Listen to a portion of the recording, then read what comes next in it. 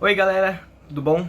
Eu me chamo Lucas e eu, junto com o meu grupo, estamos aqui para apresentar a vocês o nosso trabalho da matéria de História do Cinema Brasileiro, que vai falar sobre a evolução do cinema brasileiro até os dias atuais. Então, espero que gostem e bora lá! Mas antes de começar, né, de fato, o que a gente vai apresentar, a gente tem que dar uma contextualização sobre o que é o cinema. O cinema é basicamente arte, né? A gente sabe que o cinema é arte, mas por que o cinema é tão importante? O cinema é importante porque através dele a gente consegue passar emoções, histórias e tudo aquilo que o espectador quer ver, sabe? A gente utiliza o cinema atualmente pra gente conseguir se conectar com um mundo, com uma realidade diferente da nossa. Porque querendo ou não, a gente sempre tá atrás de mais e mais e mais e mais coisas que fazem com que a gente saia né, do nosso mundo cotidiano, do nosso momento mundano, assim. E o cinema é uma ótima representação disso, desse escape que a humanidade tem de conseguir fugir da realidade e se imaginar em um mundo totalmente novo, com diversos novos desafios, oportunidades. E graças ao cinema, isso tudo é muito fácil de acontecer. E agora que deu para entender um pouco mais sobre o cinema, né, o propósito dele, né, de preferência, eu gostaria de falar sobre um cinema que vem crescendo bastante nos dias atuais, que é o nosso cinema, o cinema do nosso país, o cinema brasileiro. E pra gente entender, né, esse aumento, esse crescimento que o nosso cinema está recebendo, a gente tem que voltar lá atrás pro momento que ele foi criado, né, o momento que as primeiras exibições aconteceram. E, coincidentemente, a primeira exibição de cinema aconteceu aqui, no Rio de Janeiro. E essas filmagens, né, foi um pequeno documentário de que retratavam o cotidiano das pessoas que viviam ali no começo do século XX, né, entre 1897 a 1898. E logo depois dessa primeira exibição, que era um documentário, né, como eu disse, do cotidiano do pessoal, o cinema começou a se popularizar em diversas áreas do Brasil, em vários diversos cinemas fixos, né, que começaram a ser construídos no Rio de Janeiro e em São Paulo. E além dos locais terem sido populares, né, se popularizaram, as produções também começaram a prosperar. Eram produções de baixo orçamento, né, porque como era um negócio novo, ninguém ainda investia dinheiro nisso. Mas mesmo assim, as primeiras histórias de produção fictícia foram criadas, e essas produções eram principalmente obras de comédia. Embora também houvesse produções dramáticas entre os filmes produzidos, houve diversas outras obras que tiveram mais de 800 exibições, o que é um número para a época, né? E conforme houve, né, esse crescimento de exibições de cinema, o crescimento do cinema em si, ali pro final da década de 50, uma corrente cinematográfica ficou muito forte, que foi o cinema novo. Assim como a arte, o cinema também teve as suas correntes, né? Teve os seus momentos, as suas diferenças entre si. Né? Aqui no Brasil nós tivemos o cinema novo, que eu vou explicar agora, e o cinema da retomada, que eu vou explicar mais cedo. Assim como há em outras formas de arte, né? Que a gente estuda em artes. E no cinema novo, o principal objetivo deles era um cinema altamente politizado que fazia críticas ao Estado brasileiro, influenciados fortemente pelo cinema norte-americano. E além das críticas ao Estado que o cinema novo fazia, eles faziam críticas também à pobreza da população brasileira. E porque vamos lembrar bem, né, a gente está num momento histórico ali, que a gente terminou a Era Vargas, né, e ali no começo de 50 a gente está quase perto da ditadura, que foi um momento que o Brasil, um momento extremamente caótico, né, na nossa história. E as obras do cinema novo se conectavam com as ideias que procuravam defender as ideias da classe trabalhadora. E toda a denúncia que essa corrente fez ficou conhecida como a estética da fome. E a partir de 64, quando houve, né, o golpe militar no Brasil, foi lançado anos depois, né, 2 anos depois, em 1967, um filme chamado Terra em Transe, de Glauber Rocha, que evidenciava, né, a insatisfação e o sentimento de derrota que os cineastas do cinema novo sentiram, porque a maioria deles tinha uma ideologia de esquerda, e quando os militares assumiram o poder, a esquerda foi considerada terrorista. E apesar disso, o Estado brasileiro tentou, né, censurar o cinema, mas ainda a indústria cinematográfica era muito forte, principalmente por causa de Hollywood, né? Então exército foi forçado, né, o regime militar foi forçado a apoiar o cinema, mas ainda assim eles sempre censuravam qualquer críticas ao regime. E principalmente depois de 75, né, 1975, o governo militar passou a financiar obras que fossem favoráveis ao governo. A Embrafilme, né, que foi um órgão estatal responsável por distribuir e produzir esses filmes da ditadura, foi uma grande responsável na participação dos filmes nacionais no mercado cinematográfico, conseguindo inclusive inserir os filmes nacionais tanto no mercado nacional quanto internacional, fazendo com que os filmes tivessem relativo sucesso.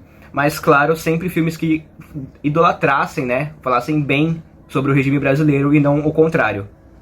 Mas conforme a ditadura foi passando, os filmes foram lançados, uma outra vertente, né, uma outra corrente do cinema ganhou forças, que foi o cinema da retomada, que ele começa ali em 1990, né, logo após a queda da ditadura. Ela começa com o fim da Embrafilmes, né? A Embrafilmes acaba em 90, durante o governo Collor, e até esse período a produção cinematográfica brasileira estava totalmente ancorada nesse modelo de produção estatal, que garantia o financiamento e a distribuição dos filmes. Houve também a extinção da cota de tela, né, que obrigava um número mínimo de exibições de filmes nacionais. E essas mudanças ocorreram sem que nenhuma outra medida fosse adotada, a fim de preservar os investimentos no cinema nacional. Foi aí que somente em 93, após uma série de negociações entre o Estado e os cineastas, que a lei do audiovisual foi criada, né, que é uma lei que promove a retomada, daí o nome, dos investimentos no cinema brasileiro. O cinema da retomada ficou muito conhecido por produções realizadas a partir de 95, no decorrer do governo de FHC, com os recursos recorrentes da nova legislação. E um dos filmes que a gente pode falar sobre isso é Cidade de Deus, um filme que conquistou e dividiu a opinião de muita gente. É um filme que fez pessoas abandonarem a sala de cinema por ser considerado um filme muito fora da realidade, né? Fora da realidade que as pessoas achavam que conheciam. E foi considerado, até hoje, né? É considerado um dos melhores filmes brasileiros que já existiram. E foi um filme que elevou o patamar do cinema brasileiro a um nível mundial. Tanto que vários cineastas, como Martin Scorsese, atores também como Will Smith, tipo, todos eles, se você perguntar, você conhece Cidade de Deus? Conheço. Pô, Steven Spielberg foi um dos caras que ficaram fascinados com Cidade de Deus. Cidade de Deus não foi um filme que foi impactante, né, somente pelo que aconteceu na tela, mas também pelo o processo de montagem que aconteceu ali para selecionar os atores, principalmente. Porque o elenco do filme foi formado a partir de moradores das favelas do Rio de Janeiro, que não tinham experiência nenhuma com atuação. O que deu um toque muito mais de realismo pro filme, porque eles não estavam atuando, né? Eles estavam atuando, mas estavam agindo como realmente as pessoas que moravam lá, porque de fato eram pessoas que moravam lá, né? O teste de elenco foi feito com 2.000 pessoas, mais de 2.000 pessoas. E depois de ter escolhido os atores, eles deram umas semanas ali de aulas para esse pessoal poder aprimorar, né, a atuação deles e o realismo a cada interpretação, fazendo com que essas pessoas tivessem oportunidade, né, de crescerem profissionalmente fazendo um filme que pudesse alavancar e despertar o potencial dessas pessoas. E o cinema, né, sempre foi visto como uma coisa mais elitizada. E você pegar um grupo de moradores de comunidade, né, da favela do Rio, e dessa oportunidade foi algo que Cidade de Deus fez brilhantemente, foi muito bem feito. O filme, né, conquistou o público de todas as classes e recebeu um dos maiores reconhecimentos de filmes brasileiros já feitos, impactando socialmente e moralmente, né, o Brasil. Não só o Brasil, como o mundo. E graças a filmes como Cidade de Deus, o cinema brasileiro começou a ficar cada vez mais reconhecido lá fora. Tanto que depois outros filmes brasileiros fizeram sucesso lá fora, como Central do Brasil, Auto da Compadecida, Tropa de Elite, ambos os filmes, né? Tanto que, o diretor de Tropa de Elite foi chamado para dirigir um filme em Hollywood que foi o Robocop, uma franquia de muito sucesso que foi dirigido por um brasileiro. Mas mesmo com um forte domínio do cinema hollywoodiano, o nosso cinema tá conseguindo o espacinho dele ali. Não é um grande espaço, né, comparado com os filmes de Hollywood, mas ainda assim é um espaço que, se com o tempo, talvez a gente consiga competir ali com os filmes de Hollywood. Atores brasileiros também já estão conseguindo o espaço deles no cinema hollywoodiano.